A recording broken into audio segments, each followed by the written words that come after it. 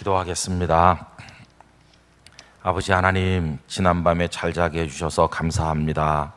새날 주신 하나님을 찬양합니다.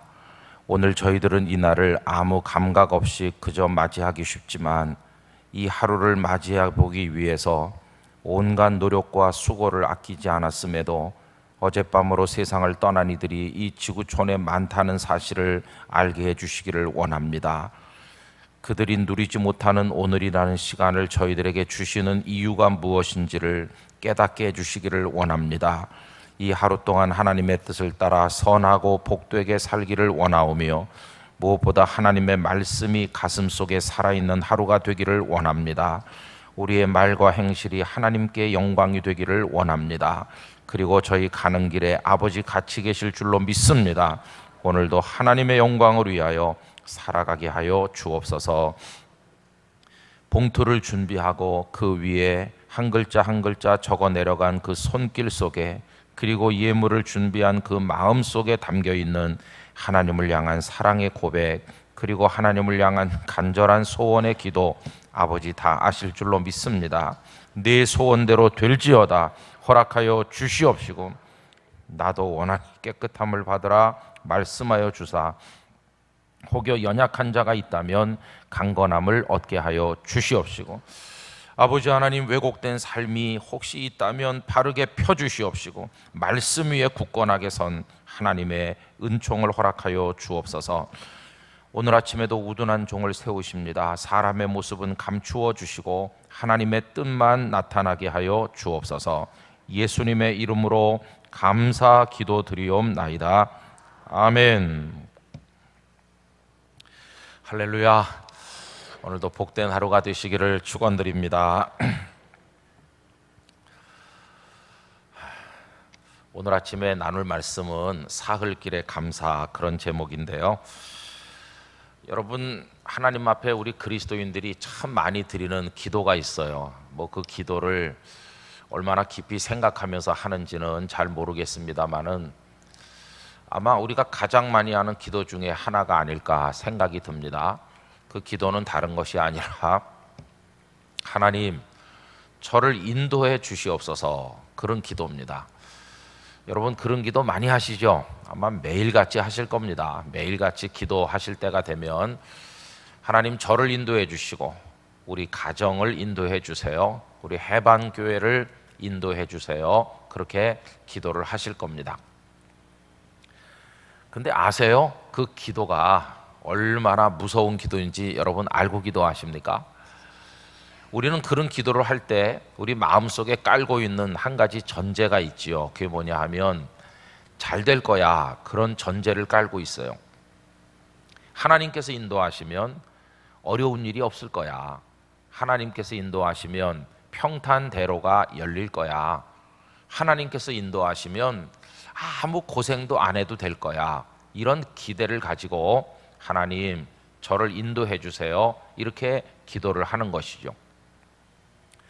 그러나 여러분, 우리가 알아야 될 것은요, 하나님께서 우리를 인도하시는 방식이 아주 특이할 때가 있어요.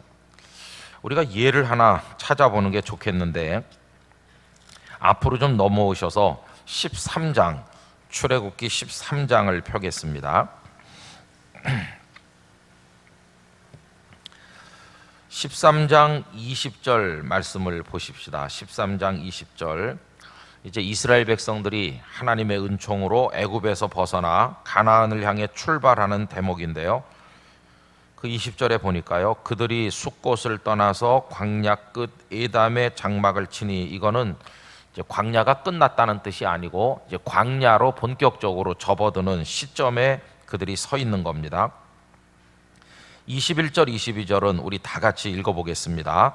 여호와께서 그들 앞에서 가시며 낮에는 구름 기둥으로 그들의 길을 인도하시고 밤에는 불 기둥을 그들에게 비추사 낮이나 밤이나 진행하게 하시니, 낮에는 구름 기둥 밤에는 불 기둥이 백성 앞에서 떠나지 아니하니라. 할렐루야. 이 말씀이 여러분들에게 이루어지시기를 축원드립니다. 그 앞에 보니까요, 여호와 하나님께서 가시는 모습을 그들 앞에서 가시는 거예요. 먼저 가시는 겁니다. 그래서 하나님께서는 언제나 우리 앞에 계시다. 우리가 가야 될 길을 찾으신다.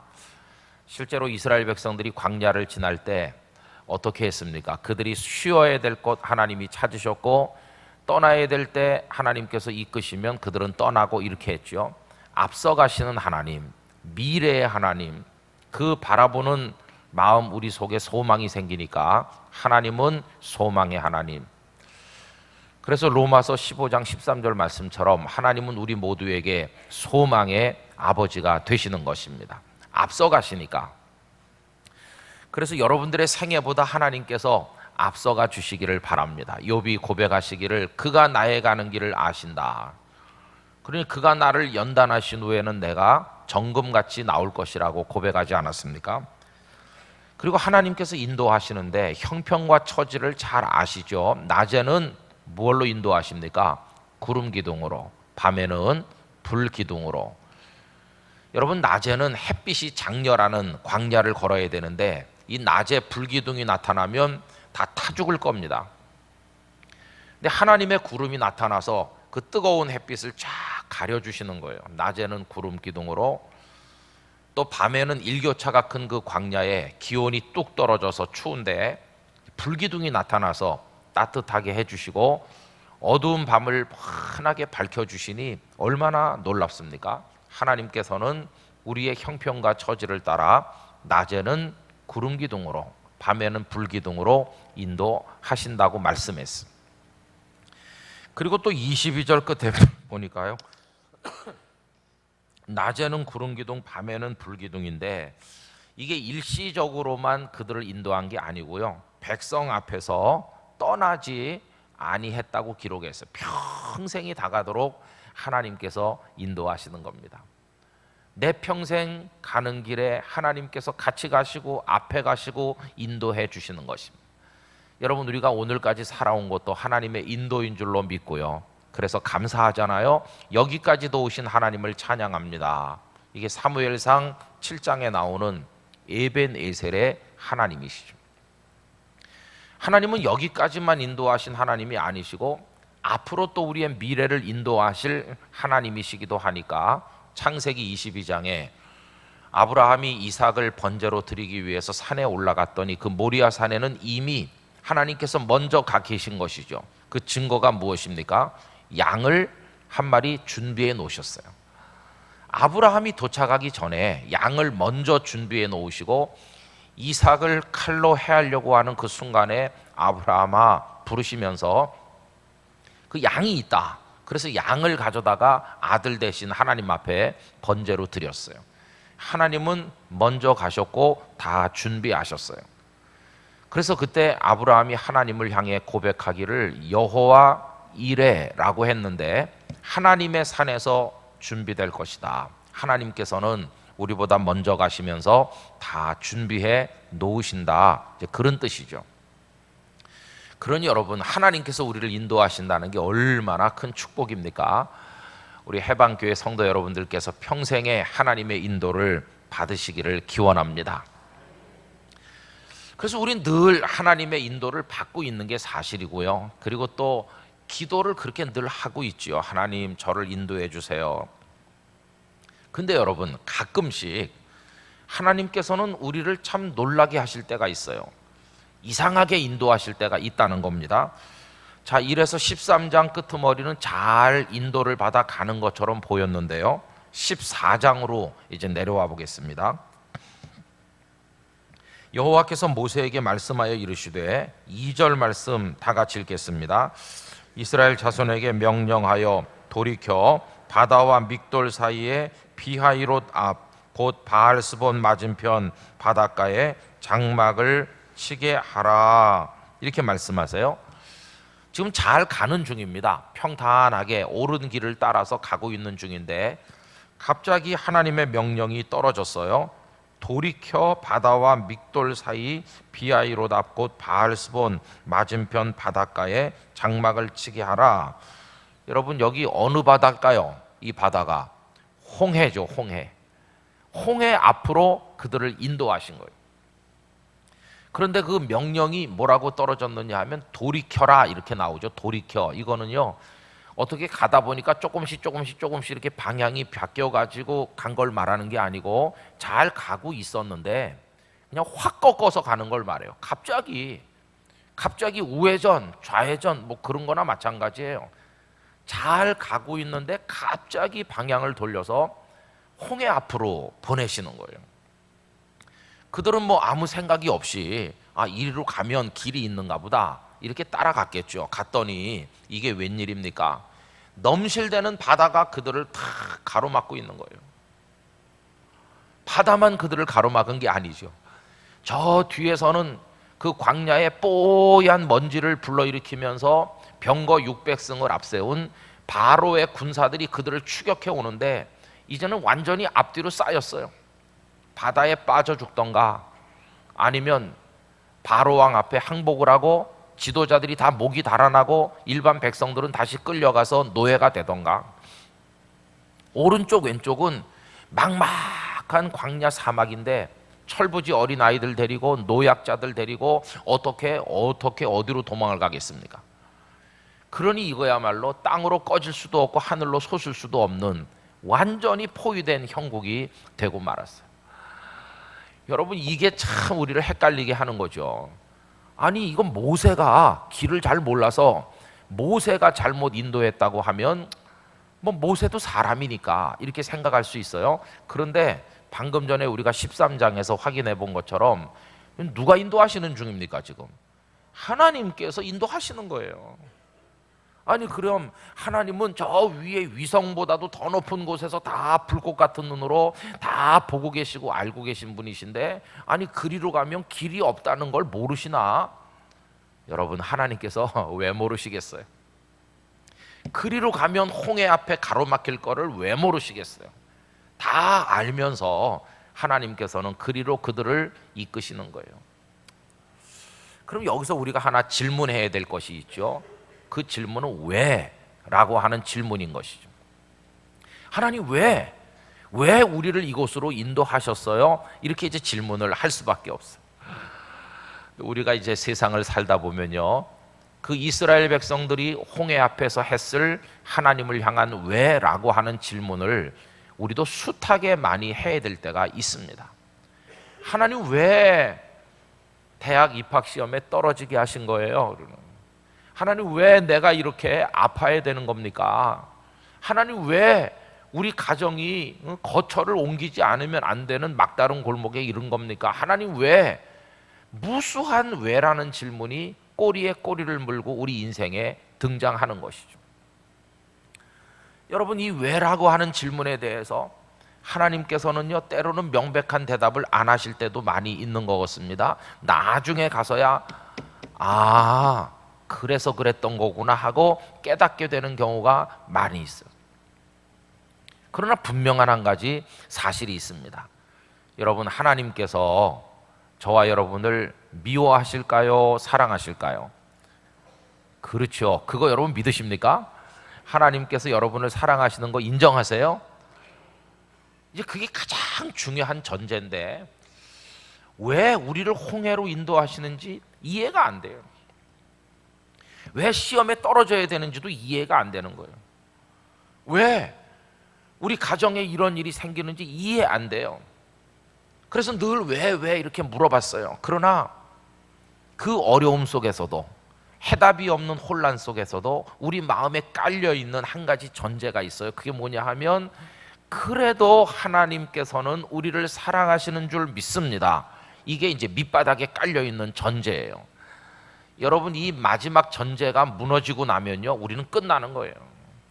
그러나 아무리 홍해 바다 앞으로 인도해도, 아무리 어려운 일을 만나도, 그래도 내 삶에, 내 신앙의 밑바닥 깊은 곳에 하나님은 나를 사랑하시는 줄 믿습니다. 이거 있으면 그 왜라는 질문이 우리를 힘들게 하는 혼란의 시간을 견뎌낼 수 있어요. 지금 백성들이 포위되는 형국 아닙니까? 막 울부짖었습니다. 비명을 지르고 모세를 원망하고 하나님 앞에 막 이렇게. 그때 하나님께서 어떤 일을 하셨나요? 여러분, 그때 그 홍해에서 하나님 하신 일은요, 어떤 전문가도 예측하지 못하는, 어떤 전략가도 0.00001%의 가능성도 생각할 수 없는, 하나님이 아니면 하실 수가 전혀 없는 그런 일을 하나님께서 행하셨어요. 여러분, 만약에 하나님께서요, 너희들 돌이켜라, 그래서 바로 왕과 맞상대해, 하나님 저쪽은 병거가 있고 우리는 빈손인데요, 아니야, 그래도 싸워봐, 너희들 농기구라도 들고 달려들어, 너희들 그냥 몽둥이라도 들고 달려들어, 그러면 내가 도와줄게, 이렇게 하셨습니까? 아니었어요. 여러분, 이스라엘 백성 중에도 신체가 건장하고 몸놀림이 날렵한 사람들이 있었을 텐데, 그들이 백성들 앞에 딱 서가지고 몽둥이라도 들고 달려들면 거저 맞아 죽진 않을 거예요. 그래도 애굽 사람 얼마 정도는 해를 가하면서 한번 해볼 수 있을지도 몰라요. 물론 가능성이 1%도 안 될지 모르지만 제로는 아닐 거예요. 또 양쪽에 그 막막한 광야로 도망가는 것도요, 가능성이 제로는 아니죠. 왜냐하면 대부분의 사람들이 죽거나 붙들려 끌려가도 아주 전투력이 뛰어나고 용맹무쌍한 사람들은 몇 명이라도 살아남을 가능성이 있잖아요. 몇 명이라도. 그러니까 가능성 제로는 아니죠. 그런데 여러분, 홍해는요, 홍해는 가능성이 몇 프로일까요? 홍해로 들어가서 살 가능성, 그거는 0.00001%도 안 됩니다. 그건 가능성 완전 제로입니다. 만약에 광야로 가서 조금 살아남았다면 우리가 그래도 용기가 있었어, 이렇게 나중에 말할지 모릅니다. 되돌이켜 싸워가지고 질 땐 지더라도 애굽 사람들과 맞짱을 뜨면 그래도 우리 용감했었지, 이렇게 말할지도 모릅니다, 나중에. 그러나 하나님은 나중에 아무 할 말이 없게 만드는 방법으로 그들을 구원하셨어요. 하나님께서는 가능성 제로의 방향을 향해 나가게 하신 것이, 그 넘실대는 바다 위로 모세가 지팡이를 내밀었어요. 그랬더니 바다가 쫙 갈라지는 거예요. 여러분, 그렇게 될 거라고 어느 전문가가 예측을 했으며 누가 바다로 들어가 살 거라는 생각을 했겠습니까? 거기 수백만의 이스라엘 백성 중에 단 한 명도 그런 생각을 하는 사람 없었을 것입니다. 여러분, 우리가 믿는 하나님은요, 그런 하나님이세요. 아, 이렇게 될 줄 나도 예측을 했어, 이렇게 될지도 모른다고 그 어떤 전문가가 말하지 않았어, 이런 게 통하지 않는 하나님이세요. 단 한 명도 예상하지 못한 바다 한복판으로 길을 내서 건너게 하시는 얼마나 놀라운 우리 아버지 하나님이십니까? 여러분, 그 하나님을 우리가 찬양하고 신뢰해야 될 줄로 믿습니다. 길이 쫙 열렸어요. 그리고 그들이 건넙니다. 뒤에서 애국 군대가 추격해 바닷속으로 들어왔어요. 거리가 점점 가까워지니까 또 불안했겠죠. 그런데 하나님의 불기둥이 애국 군대와 이스라엘 사람 사이에 딱 가로막아서 장벽이 되어 그들이 접근하지 못하게 하시더니 이스라엘 사람들이 건너편으로 다 건너가고 나니까 모세가 다시 내밀었더니 물이 합쳐지면서 애국 군대가 거기서 멸절되어서 하나님께서 너희를 노예로 부리던 애국 사람을 너희들이 다시는 보지 않아도 되도록 여기서 끝냈다고 말씀하시는. 그리고 이제 15장으로 넘어가요. 여러분, 15장에 넘어가면 1절부터 오늘 읽은 본문 앞에까지 뭐가 나오냐 하면요, 막 기뻐 뛰는 게 나오는 거예요. 저는 8.15 광복의 기쁨을 경험하지 않은 세대입니다마는 36년 동안 일제에게 억눌려 정신대 끌려가고 징용 끌려가고 수탈당하고 그렇게 눌리던 우리 백성들이 광복을 맞이하던 그날 얼마나 기뻤을까. 여기 해방교회인데요, 그 해방되던 날 얼마나 기뻐했을까요. 막 펄펄 뛰었을 것 같아요. 아무나 끌어안고 만세를 불렀을 것 같아요. 지금 이스라엘 백성이 홍해를 건넌 이후의 감격은 그런 것입니다. 살았어, 이게 꿈이야, 이게 생시야, 우리가 바다를 건너오다니 애굽 사람이 우리 눈앞에 다 멸망되지 않았느냐, 살았다고 막 이러는 거예요. 그래서 이제 하나님을 찬양하는 이야기가 15장 1절 이하에 쫙 나옵니다. 기쁨이 충만하고 막 감격하고 눈물이 줄줄 흐르고 하나님의 위대하심 앞에 서서 그들이 얼마나 감동하고 있었겠습니까? 그때 누군가는 무릎을 탁 쳤을 겁니다. 아, 그렇지. 우리는 하나님께서 우리를 인도하시는데 이 홍해로 인도하실 때 이상하게 생각했잖아. 하나님이 길을 아시는 거야, 모르시는 거야? 우리 원망하지 않았어? 그런데 홍해를 이렇게 건너고 보니까 하나님은 다 계획이 있으셨던 거야. 하나님의 위대하심을 보여주기 위한 하나님의 계획으로 우리를 이리로 인도하신 거야. 우리가 평탄한 길로 갔더라면 하나님이 이렇게 위대한 분인 줄 알 수 있었겠어? 몰랐겠지. 좋은 길로 가면 하나님의 역사를 볼 기회가 없었겠지. 그런데 홍해 앞에 왔기 때문에 하나님이 어떤 분인지를 배웠고, 우리를 향한 하나님의 사랑을 알았고, 그분의 능력을 우리가 몸소 체험한 거야. 이 홍해는 하나님이 어떤 분인지를 배우는 아주 기가 막힌 학습 교실이 된 거야. 학습장이었어. 자, 이제 우리 하나님을 알았으니까 다시는 하나님 원망하지 말자. 그분이 오른쪽으로 가, 그러면 오른쪽으로 가고, 멈춰, 그럼 멈추고, 이제는 그분이 가라는 대로 가면 되는 거야. 죽을 길인 것 같아도 가야 돼. 왜? 가보면 살 길이니까. 하나님은 다 우리를 위해서 계획을 세우신 분이 틀림없어. 이렇게 말하면서 홍해에서의 교훈을 가슴에 새기지 않았겠어요? 여러분, 아닌 게 아니라 하나님께서 그들을 홍해로 인도하신 이유가 뭘까요? 홍해는 위대한 학습장이었어요. 어떤 학습장일까요? 하나님이 어떤 분인지를 배우는 학습장. 그 하나님이 자신들을 얼마나 사랑하는지를 배우는 학습장이었어요. 그리고 결심하는 자리였어요. 하나님이 그런 분이시라는 걸 배웠으니까 이제부터는 나는 무슨 일이 있어도 그분이 가라는 쪽으로 무조건 갈 거야. 이거를 결심하게 만드는 아름다운 자리였어요. 하나님께서는 그들을 훈련하고 교육시키기 위해서 홍해로 인도하셨던 것입니다. 여러분, 우리도 살다 보면 그때는 하나님 왜 이렇게 원망 섞인 질문을 하지만 그 고비를 통과하면서 하나님의 은혜를 경험하면서 그래서 나에게 이런 일이 생겼었구나 하면서 하나님의 오묘한 섭리를 감사할 때가 있질 않습니까? 여러분, 이런 일을 한번 당할 때마다 우리 믿음이 쑥 자랍니다. 그런 일을 한번 겪을 때마다 하나님이 어떤 분인지를 깨닫는 깊이가 더해집니다. 하나님과 더 가까워집니다. 하나님을 향한 신뢰가 더 커지는 거예요. 아마 우리 교우님들 중에 그런 경험들을 벌써 여러 번 하신 분들이 있으실 거라고 믿습니다. 자, 근데요, 하나님이 어떤 분이시고 그래서 내가 어떻게 그분을 따라가야 되는지를 배우는 게 말이죠, 한 번 배워가지고 아느냐? 그게 아니라는 거예요. 여러분, 세상의 학문 1 더하기 1은 2다, 이거 어린 꼬마들에게, 또 영어 단어 같은 거, 이런 거는 조금 신경 써서 배우면, 한 번 배우면 더 배울 필요가 없어요. 1 더하기 1은 2, 배우고 나면 끝이에요. 그 다음날 또 배우고 10년 후에 또 배우고 그럴 필요가 없어요. 이미 그건 다 확실하게 알았으니까. 그런데 여러분, 하나님을 배우는 이 영적인 학습은요, 한 번 배워가지고 끝나는 게 아니에요. 우리 속에 영적인 망각 증세가 있어서 분명하게 배웠는데도 어느새 까먹는 수가 있어요.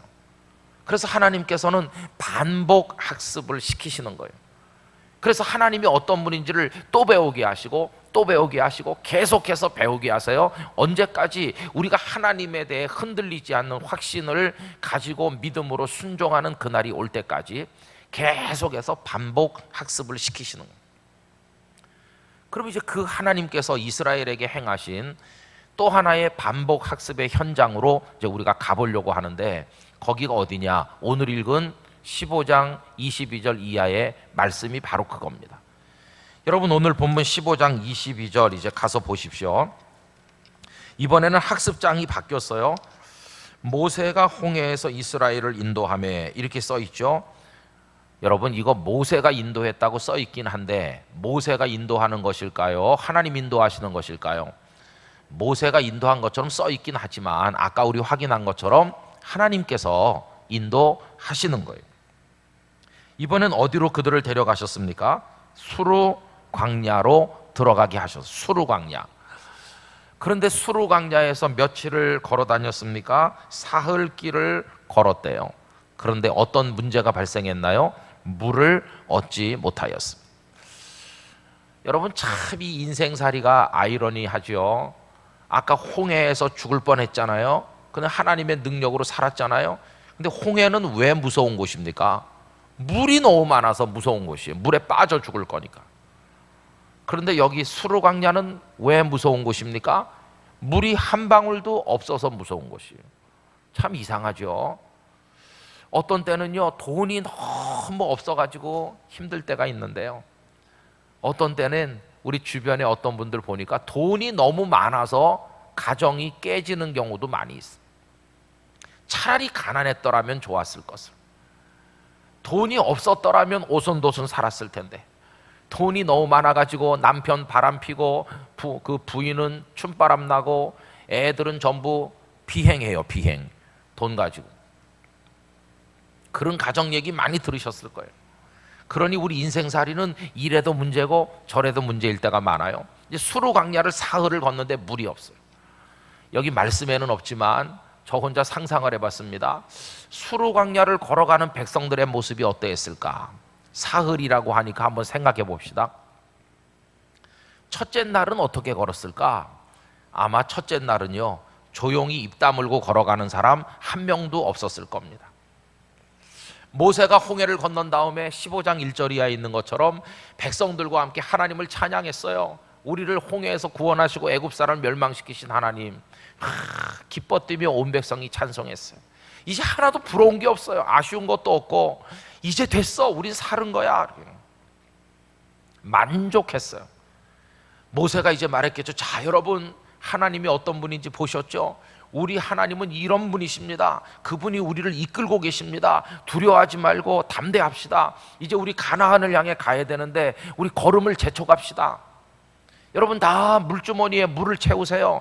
준비를 하시고 물건들도 다시 한번 잘 이렇게 단도리를 하시고 출발 준비를 다시 한번 해주시기 바랍니다. 백성들이 가죽 부대에 물을 꽉꽉 채우고 노약자들 잘 갈 수 있도록 이렇게 다 자리를 준비하고 어린애들 다 잘 이렇게 업고 앞으로 앉고 그리고 소떼 양떼 끌고 준비 다 해가지고 준비가 완료됐습니다. 드디어 이제 모세가 하나님의 인도를 바라보면서 백성을 끌고 가는 겁니다. 어디로? 수르 광야로. 그래서 첫째 날 걸어가는데 조용히 가는 사람이 하나도 없다는 건요, 조용히 갈 수가 없지요. 왜? 가슴 속에 흥분이 꽉 찼으니까요. 홍해에서 살아남은 감격이 막 밀려와요. 마치 뭐와 같으냐 하면 월드컵 축구에 나가서 우리가 믿어지지 않는 4강까지 올라가던 2002년 사람들 모여 앉기만 하면 축구 얘기하는 거예요. 그래가지고 뭐 어떤 선수가 골 넣을 때, 안정환이 이태리랑 할 때 그 마지막 골을 넣을 때 뭐 다 얘기하면서 별소리 다 하잖아요. 마치 전 국민이 축구를 안 받고 자기 혼자 본 것처럼. 이미 다 알고 있어요. 온 국민이 다 알고, 오죽하면 교회당에 모여가지고 큰 스크린으로 막 단체로 받겠습니까? 다 대한민국 하면서 다 같이 본 거예요. 너도 알고 나도 알고 다 알아요. 더 말하지 않아도 다 아는 건데도 사람들이 모여 앉으면 와 하면서, 여러분 그게 뭡니까? 흥분이 가라앉지 않은 거예요. 똑같습니다. 홍해바다에서 살아남은 감동이 가슴에 꽉 차니까 입 다물고 조용히 가는 사람이 없어. 자네 말이야 얼마나 기뻤나. 아유, 나는 뒤에서 애국 군대가 쫓아올 때 겁이 났었네. 근데 하나님의 불기둥이 가로막으니 진짜 하나님 대단하셔. 나는 말이야 물이 다시 합쳐질까 봐 불안했다고. 그런데 우리 다 건널 때까지 아무 일 없었잖아.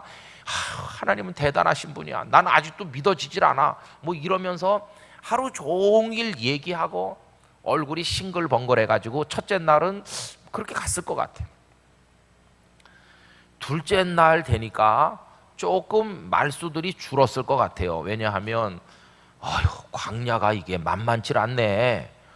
여러분 그들이 언제 광야를 걸어봤습니까? 그냥 고센 땅 주변에 살면서 노예로 살았을 뿐이지 광야를 행진해 본 적이 언제 있어요?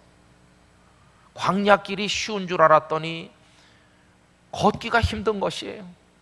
그리고 너무 척박해요. 햇빛을 가릴 때도 별로 없어요. 구름이 덮어주니 다행이지.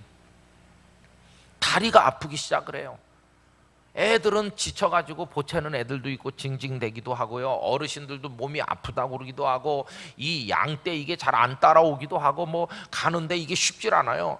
어휴 힘드네. 막 땀 닦아내고 허리를 두드려 가면서 그래서 어제보다는 둘째 날 많이 좀 지쳐가는 모습이 보일 거예요. 세 번째 날은 어떻게 됐을까? 완연하게 사람들이 입이 무거워졌을 거예요. 왜냐하면 이제 지쳐가니까. 그러면서 사람들의 걱정이 생기기 시작했을 거예요. 이봐, 왜 오아시스가 안 나타나는 거지?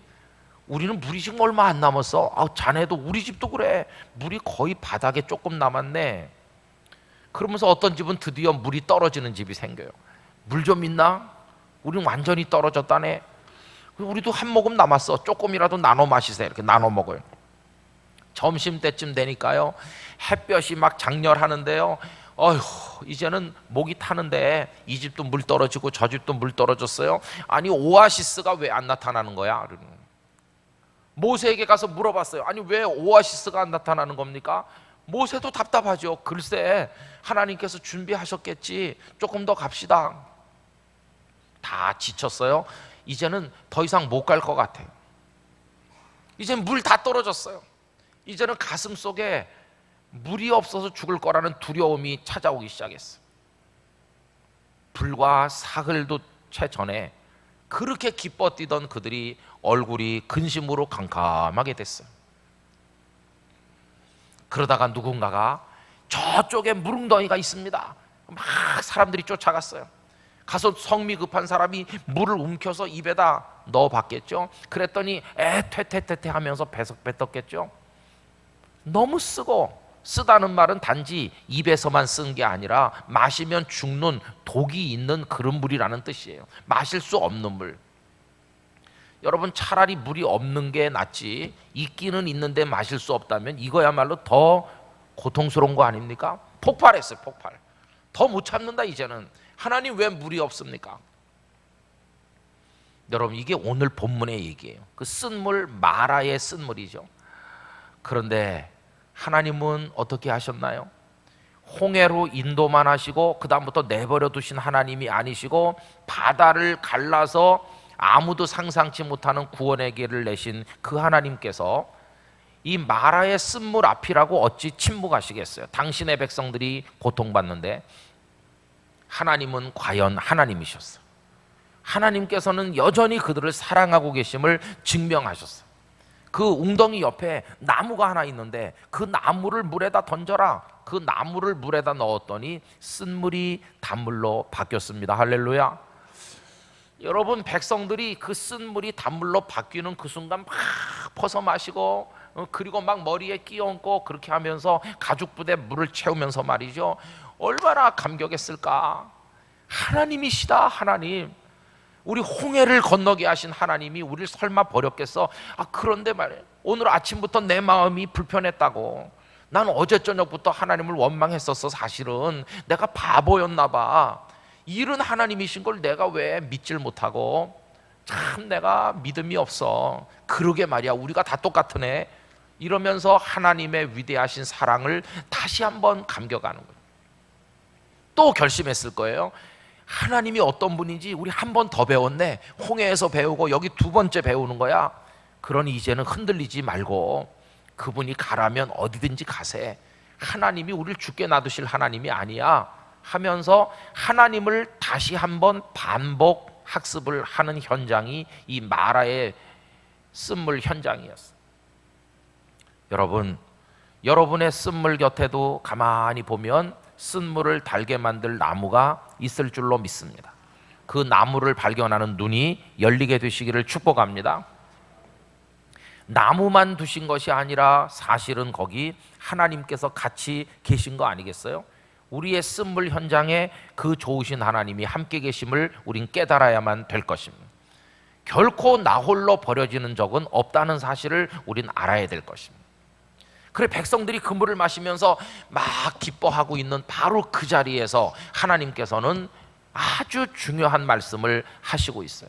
여러분 오늘 본문 말씀으로 가셔서 25절 말씀을 봅시다. 25절 중간에 보면 한 나무를 가리키시니 그가 물에 던지니 물이 달게 되었다. 백성들이 막 기뻐 뛰고 그 물 마시고 좋아했겠죠. 그 다음이 이제 중요한 겁니다.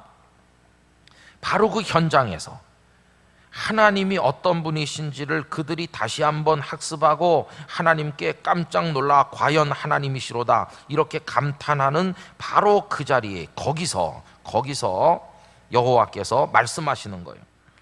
여호와께서 그들을 위하여 법도와 율례를 정하시고 그들을 시험하실세 이르시되 너희가 너희 하나님 나 여호와의 말을 들어 순종하고 내가 보기에 의를 행하며 내 계명의 귀를 기울이며 내 모든 규례를 지키면, 여러분 거기 나오는 말 여호와의 말 또 의를 행하는 거 계명 규례 이런 걸 다 한마디로 요즘 우리 용어로 표현하면 뭡니까? 하나님의 말씀이죠. 하나님 말씀. 내가 너희에게 하는 말씀대로만 하면 내가 애굽 사람에게 내린 모든 질병 중 하나도 너희에게 내리지 아니하리니 나는 너희를 치료하는 여호와임이라. 할렐루야. 이미 홍해 바다, 죽음의 바다를 생명의 바다로 바꾸심으로 그들을 치료하셨잖아요. 쓴물을 단물 되도록 치료하셨잖아요. 그들의 인생을 치료하시고 구원하시는 하나님이시잖아요. 이제 거기서 말씀하는 겁니다. 두 번째 반복 학습을 하는 그들에게 봤어? 내가 누군지 봤어? 내가 너희를 얼마나 사랑하는지 알았어? 내가 누군지 잘 배웠지? 그러면 정신 차려. 이젠 어떻게 할 거야? 내가 이쪽으로 가. 그럼 갈 거야? 안 갈 거야?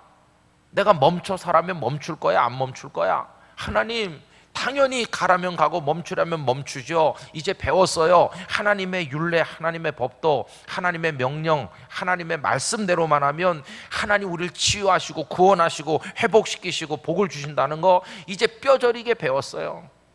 제대로 배운 거야? 그럼 내가 가라는 대로 갈 수 있어. 예, 하나님. 이렇게 약속하는 곳이 바로 여기였어. 여러분, 하나님은요 우리를 어떤 사람 만들고 싶어 하시느냐 하면 어떤 말씀에든지 순종하는 하나님의 백성이 되도록 만들고 싶어 하시는 거예요. 저는 우리 해방교회 교우님들이 하나님의 말씀대로 따라가는 분들이 되시기를 축복합니다. 하나님을 잘 배우시는 거예요. 그럼 여러분 여기서 이제 해석이 하나 필요해요. 수르광야에서 사흘을 헤매고 다녔잖아요. 그럼 지나간 사흘길은 뭐냐? 이렇게 물어보면 어떤 사람 말해요. 지나간 사흘길은 그냥 방황하는 길이었어. 목이 마른 채로 다리가 아파 죽을 지경인데 그냥 아무 목적도 없이 떠돌아다닌 방랑이었어. 어떤 사람 그렇게 말해요. 여러분, 이 수르광야의 사흘길은요 우리의 인생을 의미하는 거예요. 너 지금까지 나이 50대도록 살았는데 지난날 너의 50년은 어떤 세월이었어? 아휴, 아무 의미도 없는 방황이었어요. 그렇게 말하는 사람 있습니다. 그러나 하나님이 어떤 분인지를 제대로 배운 사람은 그렇게 말하지 않습니다. 수르광야의 사흘은 어떤 시간이었어? 수르광야의 사흘은 목이 말랐어요. 다리가 아팠어요. 낙심도 했어요. 힘도 들었어요. 그러나 이제 와서 깨달아 보니 그건 방황이 아니었어요. 지난 사흘은 하나님의 인도하심이었어요.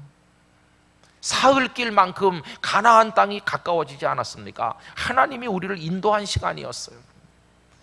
여러분, 하나님의 사랑을 제대로 배운 성도는 뭐라고 말하냐 하면 지난 세월 50년은 결코 방황이 아니고 하나님의 인도였습니다. 제가 어리석어서 하나님의 인도였다는 걸 깨닫지 못할 때가 있었고요. 하나님 날 사랑하지 않는다고 원망할 때도 물론 있었고요. 고생스러워서 탄식할 때도 물론 있긴 있었지만 이제 하나님이 어떤 분인지를 배우고 나니 지나간 50년은 하나님의 인도였음을 깨닫고 감사합니다. 이렇게 고백하게 되는 것이.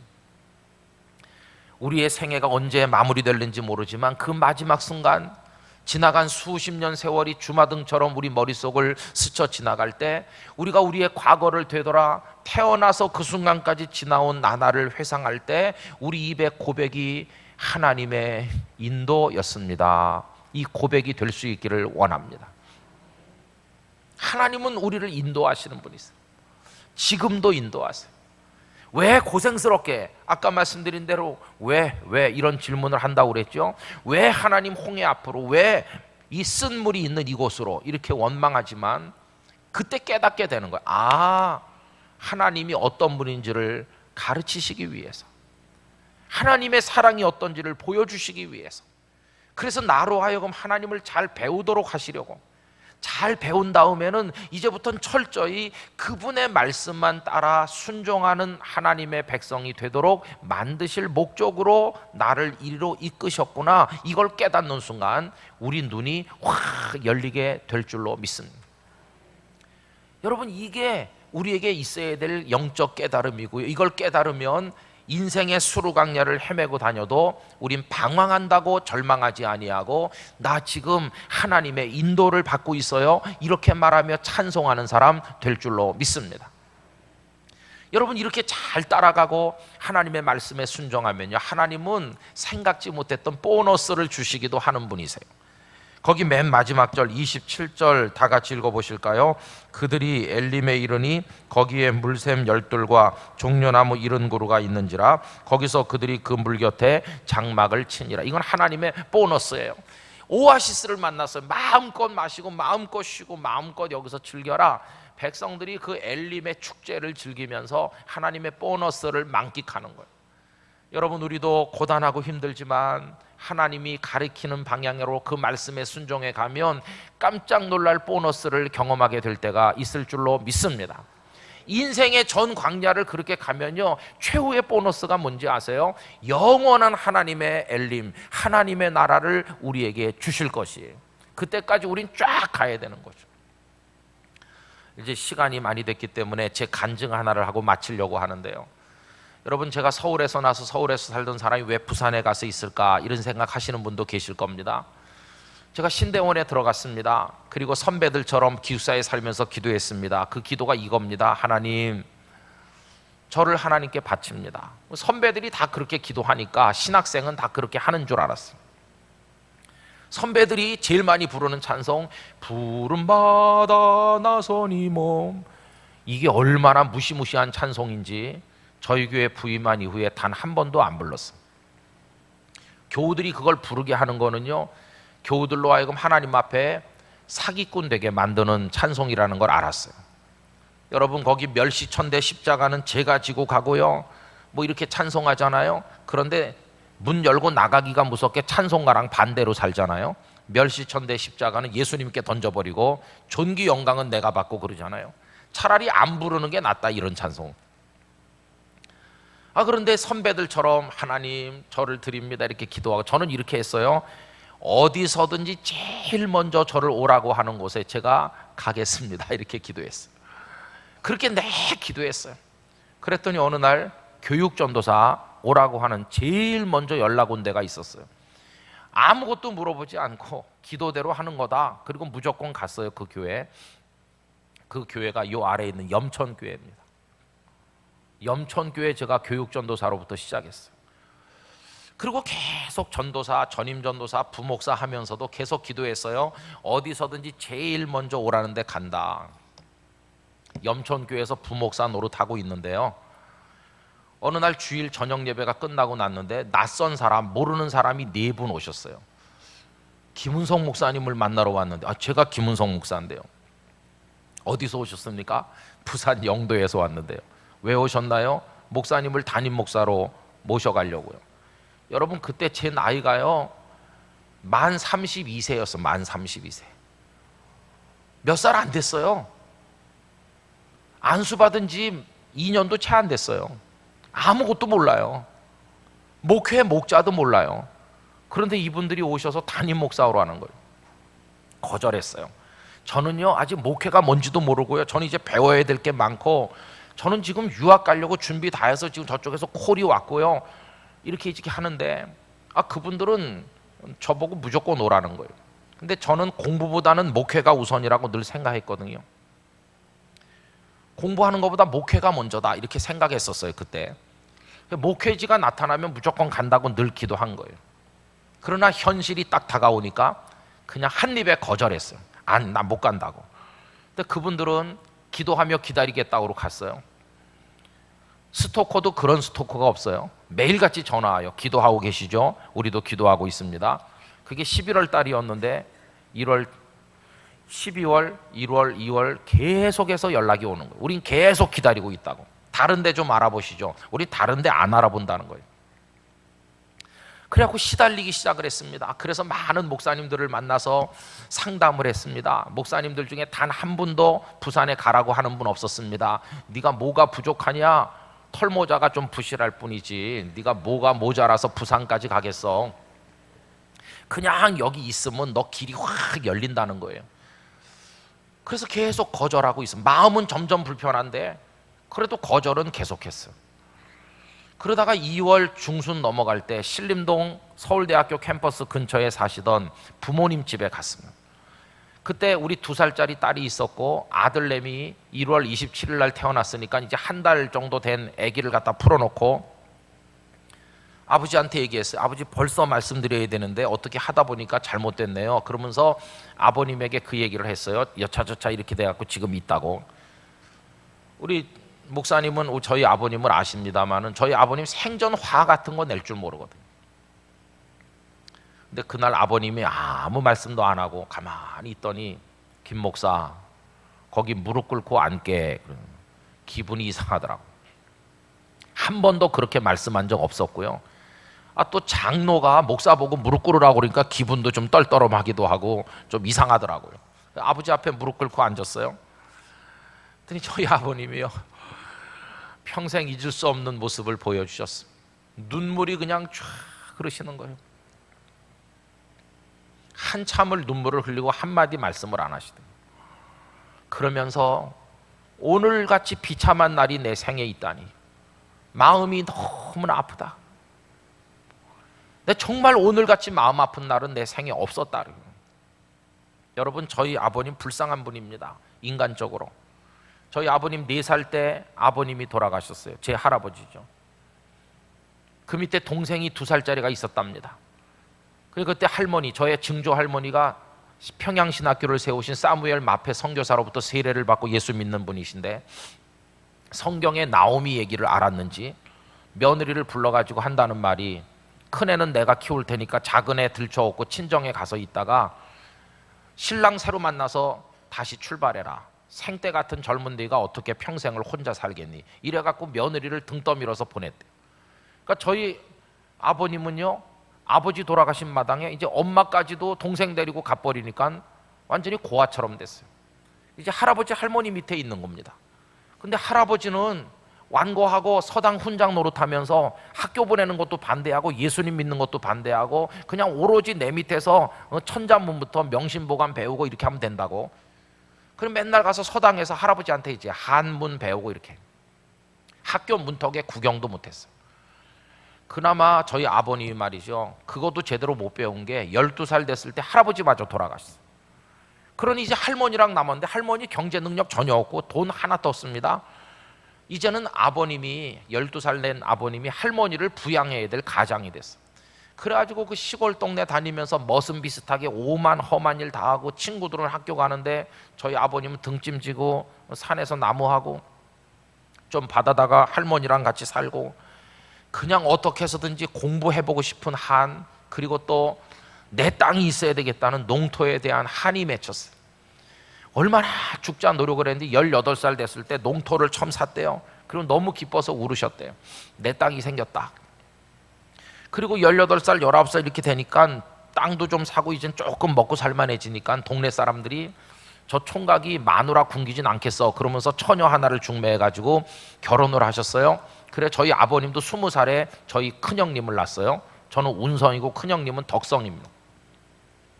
아들 셋을 낳고 딸 넷을 낳아서 7남매를 낳아가지고 일제 말기가 저희 아버님에겐 가장 행복했던 때라고 그래요. 나라는 어렵지만. 그리고 교회에서는 안수 집사님이 되시고 행복하게 사셨어요. 여러분, 여기 옛날에 도원동교회에서 목회하시다 지금은 은퇴하신 그 박 목사님 계시잖아요. 머리 하얀 박 목사님. 우리 장로님들은 아실지도 몰라요. 그 박 목사님이 그 평양에 있는 그 교회에서 저희 아버님이 가르치던 주일학교 학생이었어요. 그 아버님이, 그 박 목사님의 부친께서 그 교회 담임 목사님이었고 저희 맏형님 그 덕성이 형님하고 그 박 목사님이 동갑이시고 저희 아버님은 주일학교 반사인데 고반에서 다 배웠어요. 그래서 그 목사님께서 제가 염천교회에 있으니까 자주 오셨고 저희 아버님을 종종 만나셨어요. 그 같은 교회 평양에 있었기 때문에. 근데 그때 행복하게 그렇게 사셨습니다. 그러다가 어떤 일이 벌어졌나요? 일제가 이제 무너지고 해방이 돼서 기뻐했어요. 그러나 기쁨도 잠깐이고 북한 땅에는 김일성이 소련군과 함께 진주했어요. 예수 믿는 사람들을 핍박하기 시작했어요. 그래도 거기 눌러앉아 사셨는데 6.25 전쟁이 뻥 터졌어요. 일사후퇴 때 가족들하고 아버님이 따로 계시다가 아버님이요 그냥 가족들 얼굴도 못 보고 쫓겨내려오셨어요. 생이별을 하신 채로 사시다가 그렇게 끝난 겁니다. 아내며 7형제를 7남매를 다 저희 아버님이 죽을 지경이 됐어요. 폐인처럼 여기 와서 떠돌아다니는데 그렇게 여러 해를 지난 끝에 어떤 사람들이 이러다 죽겠다고 남들도 다 재혼하는데 재혼하라고 이래가지고 철원이 고향인 어떤 처녀를 만나가지고 재혼을 하셨어요. 재혼을 해서 낳은 첫 아이가 바로 저입니다. 그때 저희 아버님은 명동성당이 멀지 않은 곳에 사셨어요. 제 본적지가 서울특별시 중구 충무로 2가 16번지입니다. 그리고 제가 2살 되던 어느 날 제 동생이 태어났어요. 제 동생이 낮에 태어나고요.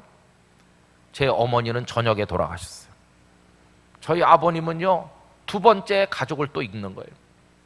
방 하나에 천박지축 모르는 2살짜리 제가 설레발 치고 돌아다니죠. 옆에 낮에 낳은 핏덩이가 누워있죠. 그 옆에 어머니의 시신이 누워있죠. 이게 저희 아버님이 경험한 2번째 처참한 현장이었어요. 그때 영락교회 다니고 있었기 때문에 영락교회 성도들이 와서 장례를 해서 영락교회 묘지에다가 저희 어머니를 안장하고 이 핏덩이는 어떡합니까?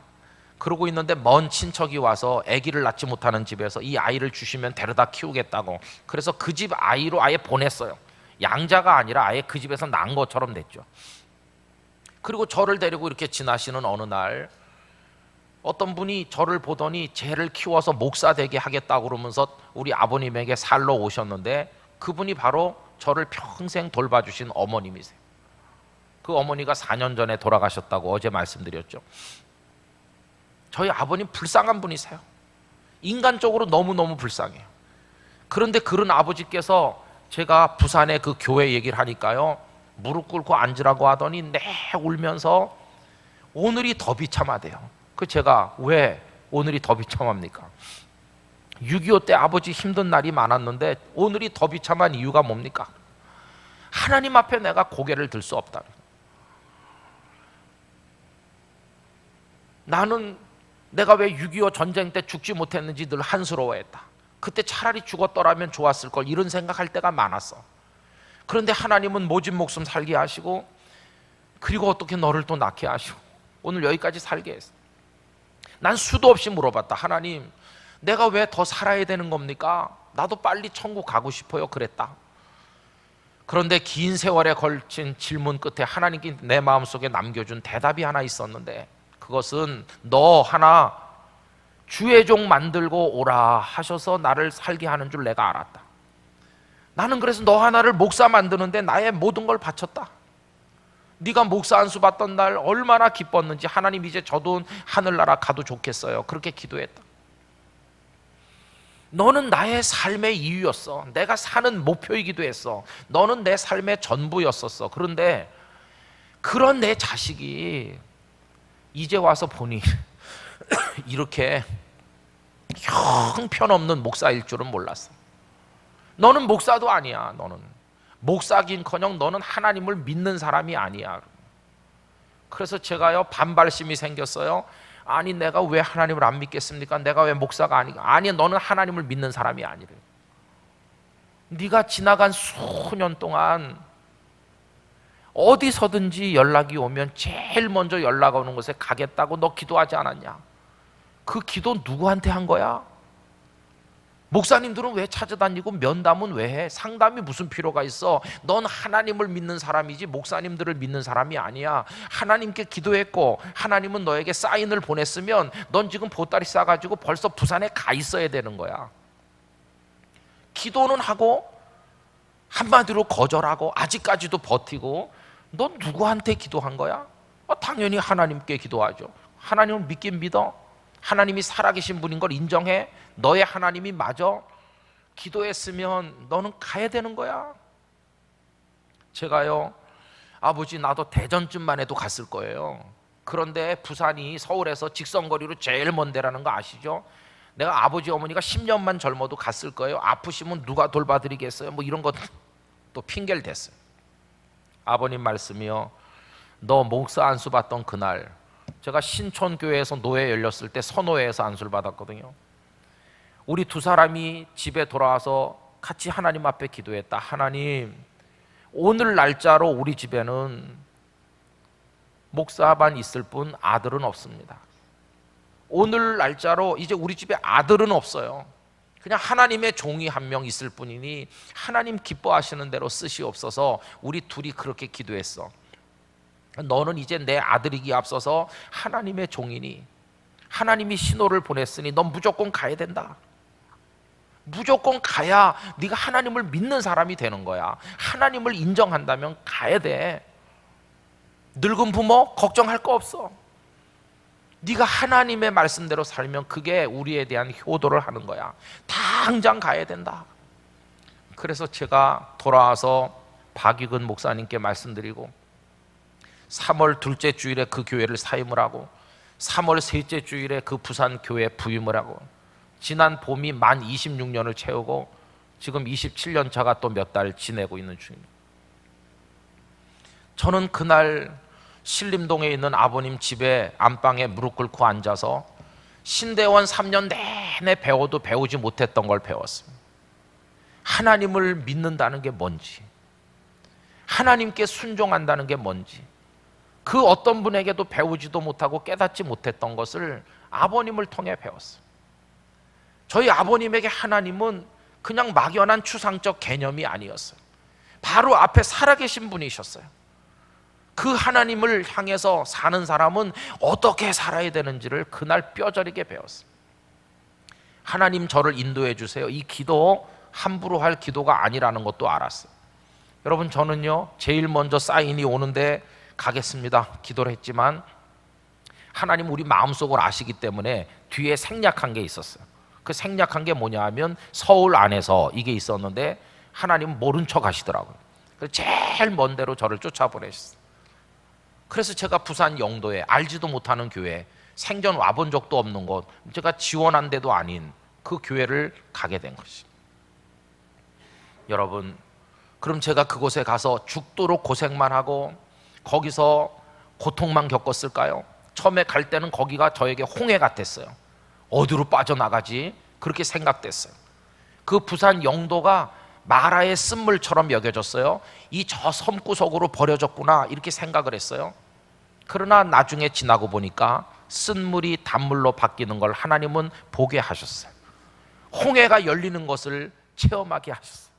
놀라운 은총을 주시던 하나님 저에게 보너스까지 주셨는데 엘림의 축복을 누리게 하여 주셨습니다. 저는 그래서 제가 무슨 대단한 목사는 아니지만 한 가지 하나님 앞에 늘 감사하는 것은 아마 대한민국에서 내가 제일 행복한 목사일 거야. 그건 제가 하나님 앞에 늘 감사하고 있어요. 제가 부산에 내려가 보니 우리 아들 한 달 된 거 조금 더 된 거 데리고 갔는데요, 5월 달쯤 됐을 때 우리 아이 머리가 이상하다는 걸 알게 됐어요. 그리고 결국 서울까지 와서 여러 병원 다닌 결과 수술을 해야 된다는 걸 알게 됐어요. 아무도 해본 적이 없는 희귀한 질환입니다. 머리뼈가 달라붙어서 뇌가 자라지 못하는, 그래서 이걸 어떻게 하냐, 동양 사람에겐 아주 드문 병인데 머리 껍질을 홀랑 다 벗겨가지고 뼈를 조각조각을 내서 철사 같은 걸로 얽어서 머리 속을 비워 텅 비게 만드는, 여러분 그런 얘기 들어보셨나요? 그런 수술을 해야 된다는 거예요. 누가 해요? 서울에 내놓으라 하는 의사들도 해본 적이 없으세요. 그 결국 의사 한 분을 추천받았는데요, 참 하나님 하시는 일이 놀랍죠.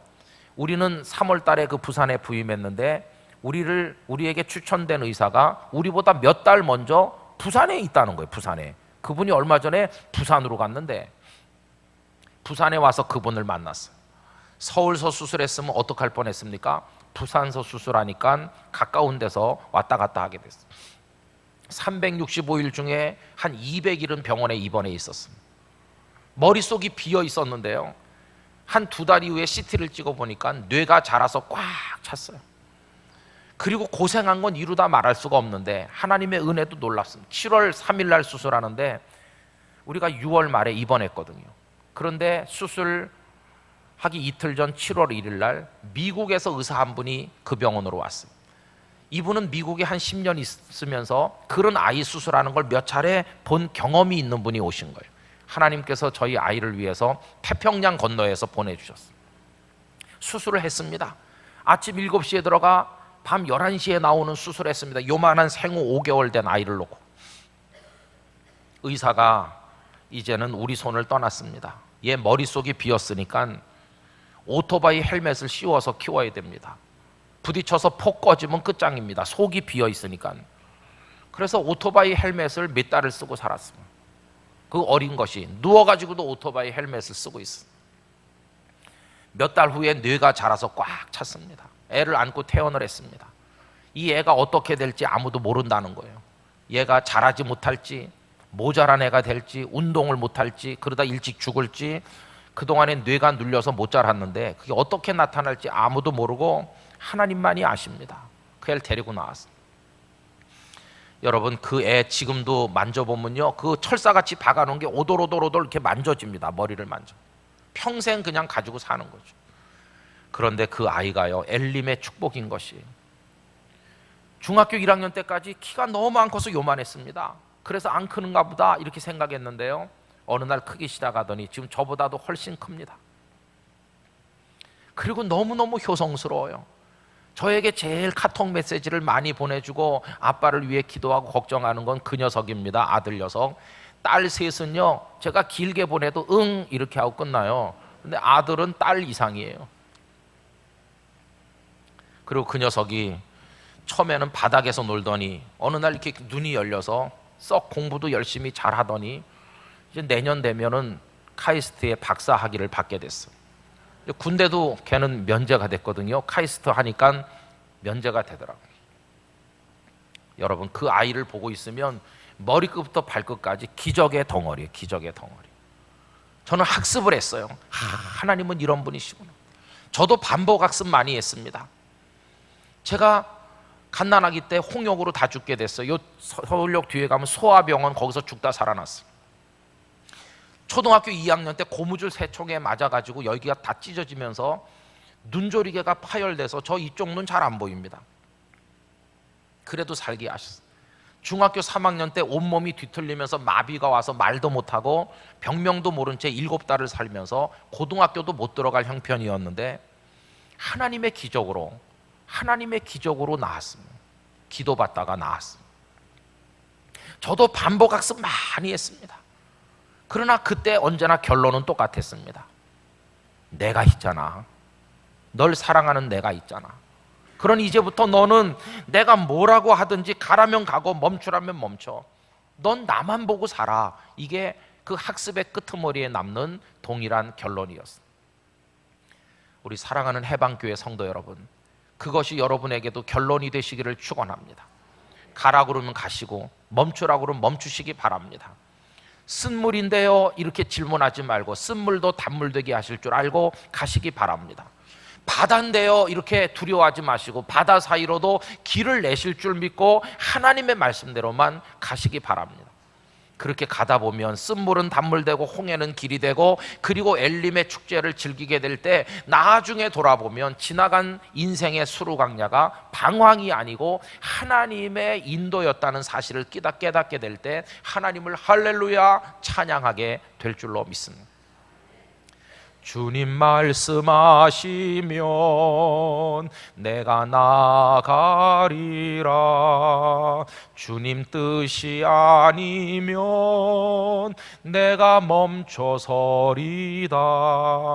나의 가고 서는 곳 주님 뜻에 있으니 오 주님 나를 이끄소서. 할렐루야. 우리 그렇게 사는 것이 여러분들의 앞날이 저 천국문 앞에 도달하는 그날까지 하나님이 인도하시는 삶이 되시기를 축원합니다. 엘림의 축제들이 여러분에게 많이 열리시기를 기원합니다. 지금 마라에 계십니까? 지금 홍해 앞에 계십니까? 길을 여실 하나님을 바라보시기 바랍니다.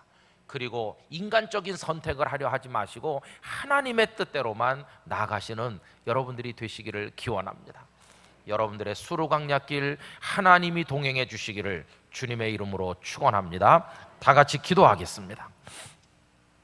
존귀하신 아버지 하나님, 하나님께서 여기까지 인도하셨습니다. 앞으로도 인도해 가실 것을 믿습니다. 아무리 전문가들의 분석과 결론이 소중해 보여도 하나님의 말씀이 가장 중요함을 깨닫습니다.